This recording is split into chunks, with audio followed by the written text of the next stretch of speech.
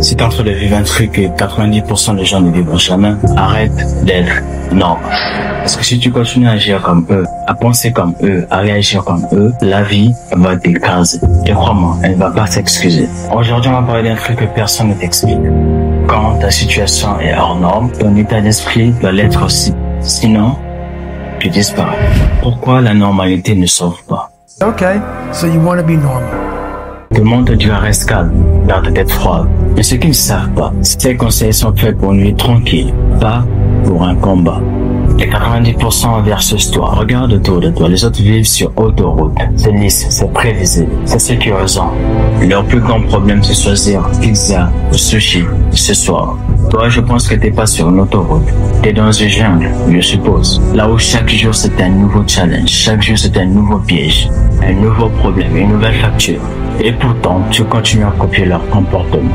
Sauf que t'es pas dans la même ligue, c'est ce que tu oublies souvent. Tu joues pas au même jeu.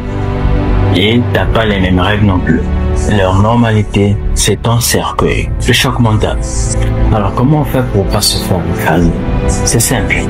On casse la moule. Devenir plus fou que la norme, devenir plus fou que la situation. Quand tout est contre toi, tu n'es pas obligé d'être gentil. Tu n'as pas besoin d'être équilibré. Tu dois être dangereux pour la galère. Plus imprévisible qu'elle, plus résistant qu'elle. Et attention, parfois je parle de détruire toi-même. Et détruire la vieille version de toi, parce qu'elle ne servira à rien. Je parle de dépasser les standards humains moyens. Traduction, si tout le monde dort à 8 heures, toi, tu bosses pendant qu'il dort.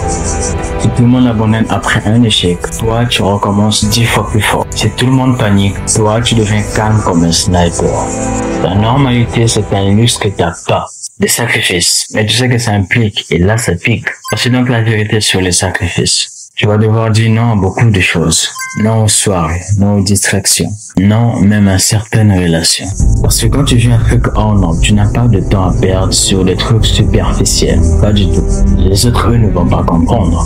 Ils vont te dire, profite un peu, détends-toi. Et toi, la seule chose que tu as à dire, c'est je ne peux pas. C'est pas le moment, je ne peux pas. Les sacrifices font mal, mais ils coûtent moins cher que la défaite. Adapter son jeu. Et là, tu commences à comprendre. On ne combat pas un ouragan avec un parapluie.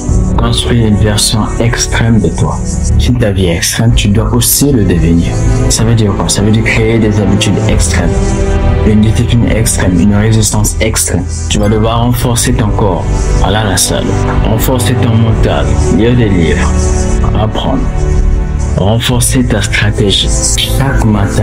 Rappelle-toi, c'est pas un jour de plus, mais un round de plus. Et dans ce combat, tu gagnes ou tu crèves mentalement. Et si mentalement tu perds, le reste va suivre. Alors pose-toi la vraie question. Est-ce que tu veux être normal et perdre dans une situation qui ne l'est pas?